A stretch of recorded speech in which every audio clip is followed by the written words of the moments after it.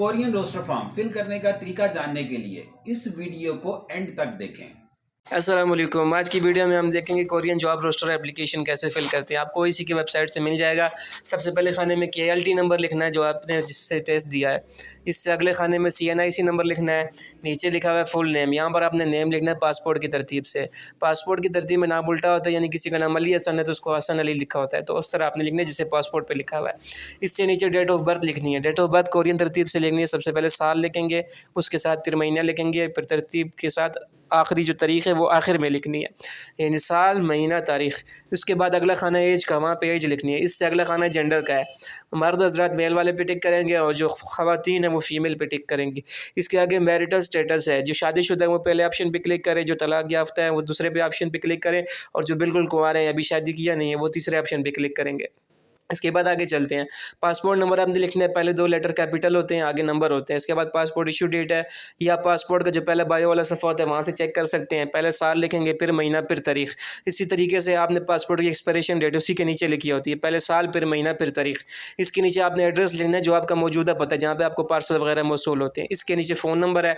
सबसे पहले खाने में व्हाट्सएप नंबर लिखें, दूसरे खाने में अपना मोबाइल नंबर लिखें, तीसरे खाने में कोई और फ़ोन नंबर लिखें। इससे आगे जो है होम वाला, इसमें आप वो नंबर लिखें जो आप घर पे यूज़ करते हैं या जो घर पे पड़ा होता है। उससे सारे नंबर आपने वो देने हैं जो आपके इस्तेमाल में, कोई नंबर ऐसा नहीं देना जो बंद हो, ताकि कॉल रिसीव हो सके। ठीक है। इसके बाद हाइट लेनी है सेंटीमीटर में, जो भी आपका कद है सेंटीमीटर में लिखें। इसके बाद आगे वेट है, आपने किलोग्राम में अपना वजन लिखना है। इसके बाद जो विजन लिखा हुआ है इसको 6/6 लिखना है। 6 लिखेंगे, साथ में स्लैश डालेंगे, 6 लिखेंगे दोनों खानों में। इससे आगे कलर ब्लाइंडनेस, इसमें आपने नॉर्मल वाले पे क्लिक करना है। ब्लाइंड पे कर दिया तो रोस्टर रिजेक्ट हो जाएगा, तो आपने उसमें हमेशा नॉर्मल वाले पे, ये कलर ब्लाइंडनेस वाला नॉर्मल पे क्लिक करना है। इसके बाद आगे आता है डेट ऑफ एग्जामिनेशन। जिस तरीके को आपने कराया मेडिकल, जिस तरीके को आपने विजिट किया वो इसमें डेट डालनी है, पहले साल फिर महीना फिर तारीख। नीचे आपने लिखना है इसका मेडिकल सेंटर, जिस सेंटर से आपने कराया था। इसके बाद आगे आते हैं, ये लिखा हुआ लिम्स चेक। इसमें आपने सारे खानों में नॉर्मल नॉर्मल नॉर्मल नॉर्मल करना है। ये वैसे पूछ रहे हैं हाथ और पैरों की उंगलियां सलामत है या नहीं है, तो ये सारा आपने नॉर्मल करना है। नीचे ईमेल एड्रेस है, जो आपका ईमेल है वो आपने लिखना है, जो कैपिटल स्मॉल है उसका आपने ख्याल करके रखना है। इसके बाद स्किल टेस्ट, इसमें आपने वाई पे क्लिक करना है क्योंकि आप स्किल टेस्ट दे चुके हैं। आगे प्रेफरेंस वाला प्रेफर्ड रीजन है, इसमें आपने सब में नो लिखना है। पहले में भी, फर्स्ट चॉइस में भी, सेकंड चॉइस में भी नो लिखना है। नो लिख दें, क्रॉस लगा दें या नील लिख दें, आपकी मर्जी है। डिज़ायर्ड इंडस्ट्री कैटेगरी इसमें लिखना है। मैन्युफैक्चरिंग सब कैटेगरी में जो आपने टेस्ट देते हुए पहले अप्लाई किया था उसमें असेंबल था, मेजरमेंट था और वुड का था, जो आपने सेलेक्ट किया था वो इसमें लिखना है। ये जो ऑप्शन है ड्यूटी कंस्ट्रक्शन ओनली, इससे आपका कोई ताल्लुक नहीं, इस खाने को छेड़ना ही नहीं है। आगे चलते हैं EPS टॉपिक इंडस्ट्रीज में, फिर मैन्युफैक्चरिंग लिखना है। स्कोर में रीडिंग और लिसनिंग के नंबर वो आपको EPS की वेबसाइट से मालूम हो जाएंगे, वहाँ से आप अपने नंबर चेक करके इसमें डाल सकते हैं। टोटल स्कोर जो आपने हासिल किया था, टोटल स्कोर आपने लिखना है इसमें। इसके बाद एवरेज स्कोर है, ये आप ऐसे निकालते हो कि जो आपके रीडिंग के नंबर और लिसनिंग के नंबर है दोनों को प्लस कर दें, जो नंबर आएगा उसको आप 2 पे डिवाइड कर दें। यानी मिसाल के तौर पे 50 हैं और 60 हैं, 50 और 60 को जमा कर दें तो 110 बन जाएगा, उसका आधा 55 है, तो एवरेज में 55 लिखते हैं ना। इसके बाद आगे आते हैं जो एकेडमिक बैकग्राउंड है, जो भी आपकी आखिरी डिग्री आपने ली है वो आपने इसमें टिक कर देना है। ठीक हो गया। इसके बाद आगे वोकेशनल स्कूल है, कोई DIE एसोसिएट इंजीनियरिंग, कोई आपने डिप्लोमा किया है, इसमें उसका लेवल लिखना है और आपने मेजर लिखना है। अगर आप लिखना चाहते हैं तो कर सकते हैं, ऑप्शनल है। इसके बाद लैंग्वेज प्रोफिशिएंसी, कोरियन जितनी आपको आती है उस हिसाब से एक्सीलेंट, फेयर या पुअर पे क्लिक करना है, पुअर पे ना करें। ठीक है। इसके बाद इंग्लिश है, इंग्लिश आपको कितनी अच्छी आती है उस हिसाब से दोनों में से किसी एक ऑप्शन पे क्लिक कर लें। नीचे अदर लैंग्वेज है, कोरियन को और इंग्लिश को छोड़ के जो लैंग्वेज आपको आती है लिखनी है, और कितनी आती है यहाँ से आपने सेलेक्ट करना है नीचे। इसके बाद आगे लाइसेंस। लाइसेंस में आपने ये जो 1 2 3 इसके सामने पहले लिखना है किस चीज़ का लाइसेंस है। अगर कोई है लाइसेंस तो ठीक है, अगर कोई नहीं है तो सारे खाने को आपने क्रॉस कर देना है और इसमें कुछ भी नहीं लिखना। आपकी मर्जी, क्रॉस भी कर सकते हैं, खाली भी छोड़ सकते हैं। नीचे आ जाए वर्क एक्सपीरियंस है। वर्क एक्सपीरियंस किस मुल्क में आपके पास कोई एक्सपीरियंस है, उस इंडस्ट्री से, मैन्युफैक्चरिंग से मुतल्लिका है तो लिख दें, वरना इसको खाली छोड़ दें। किस मुल्क का है, कौन सी कैटेगरी थी, कौन सी सब कैटेगरी थी और किस टाइम में आपने कितने साल कितने महीने किया वो इसमें लिख देना आपने। इसके आगे जो लिखा है ड्यूटीज कंस्ट्रक्शन ओनली, इस खाने को आपने नहीं छेड़ना क्योंकि आपका मैन्युफैक्चरिंग का शोबा है। आगे चलते हैं वर्क एक्सपीरियंस इन कोरिया।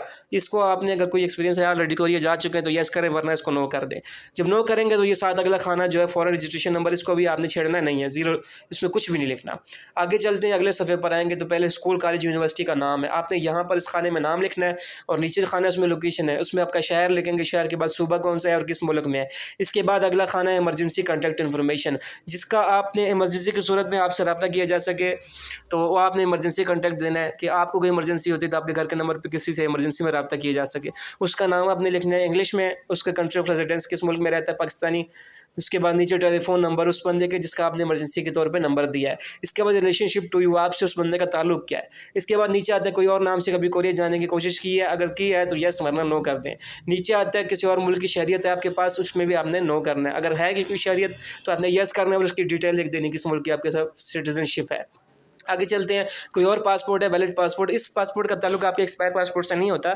ये पूछ रहे बेसिकली कोई डिप्लोमेटिक सफारती या इस किस्म का कोई पासपोर्ट आपके पास है असल के अलावा, वो अगर है तो यस कर दें, नहीं तो नो कर दें। ये सरकारी ऑफिसर्स के लिए होता है, इसको नो करना है आपने और इसमें बाकी कोई डिटेल आपने फिल नहीं करनी है। आगे चलते हैं, 5 साल के अंदर कोरिया का विजिट किया, अगर यस किया हुआ है तो डिटेल लिखनी है, अगर नहीं किया हुआ तो ऊपर सिर्फ नो पे टिक करना है।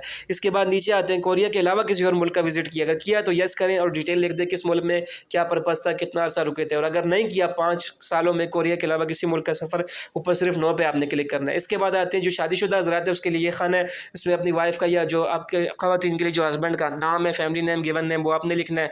फैमिली नेम जो असल नाम होता है, गिवन नेम वो होता है जो शादी के बाद लोग चेंज करवा लेते हैं, चेंज करवाने के बाद उसमें कोई चीज़ एडिशन करते हैं, कौम का या हस्बैंड वाइफ का नाम कोई ऐड होता है वो है। इसके बाद उसका डेट ऑफ बर्थ लिखना है, नेशनलिटी लिखनी है, उसका एड्रेस लिखना है, नीचे कॉन्टैक्ट नंबर है शादीशुदा हज़रात के लिए। इसके बाद नीचे चिल्ड्रन है, अगर है तो यस, अगर नहीं है तो नो। ठीक हो गया। आगे चलते हैं, नीचे ये 3 इसमें से ये पूरा खाना है, इसमें खाने बने हुए हैं, 3 इसमें से कोई ना कोई आपने सेलेक्ट करना है। मैन्युफैक्चरिंग जो आप समझते हैं आपकी फील्ड से मुतल्लिक है, जिसमें आप जाना चाहते हैं, कोई भी 3 इसमें सेलेक्ट करें। आगे आते हैं account number. Bank account detail में सबसे पहले आपने अकाउंट नंबर लिखना है, नीचे बैंक का नाम लिखना है जिस बैंक में आपका अकाउंट है, नीचे ब्रांच नेम लिखनी है और नीचे ब्रांच कोड लिखना है। ये सारी चीज़ें आपको चेकबुक के ऊपर भी लिखी होती है, नहीं तो अपने बैंक से मालूमात करके आप देख सकते हैं। इसके बाद बैंक कोड, स्विफ्ट कोड होता है। स्विफ्ट कोड हर बैंक का अलग होता है, ब्रांचेस के ब्रांच कोड अलग होते हैं, बैंकों का बैंक कोड अलग होता है। यानी HBL का अस्करी से अलग होगा, इसी तरह ABL का इन सब से अलग होगा, तो हर बैंक का अलग कोड होता है, वो लिखना है। नीचे आते हैं, इसमें आपने यहाँ पर नेम वाली जगह पर नाम लिखना है पासपोर्ट की तरतीब से। डेट ऑफ बर्थ लिखनी है, वही तरीका यहाँ पर लिखा है, पहले साल फिर महीना फिर तारीख। इसके बाद आपने पाकिस्तान पे टिक करना है, इसके बाद जेंडर लिखना है, मेल या फीमेल, आगे पासपोर्ट नंबर लिखना है, पहले 2 लेटर कैपिटल। इसके बाद ये 6, 7, 8 है, इसमें सब में आपने आनियो करना है। ठीक है, आनियो वाले खाने पर आपने यस करना है, टिक करना है। इसके बाद आपने क्या करना है, नीचे एप्लीकेंट नेम में अपना नेम लिखना है पासपोर्ट के हिसाब से। ये जो ऊपर नियॉन वॉल लिखा है, यहाँ पे आपने वो डेट डालनी है जिस डेट को आपने जाके रोस्टर फॉर्म जमा कराना है। नियॉन के साथ साल 2025, वॉल के साथ 12 और जिस तरीके को जमा करेंगे तारीख लिखेंगे। नीचे साइन करना है आपने एप्लीकेशन नंबर पर, ये जो एप्लीकेंट नेम है यहाँ पे अपना नेम लिखना है। ये आपका रोस्टर फॉर्म फिल हो जाएगा। अगर आपने कुछ पूछना हो तो आप कमेंट में मेंशन कर दीजिएगा। बहुत शुक्रिया।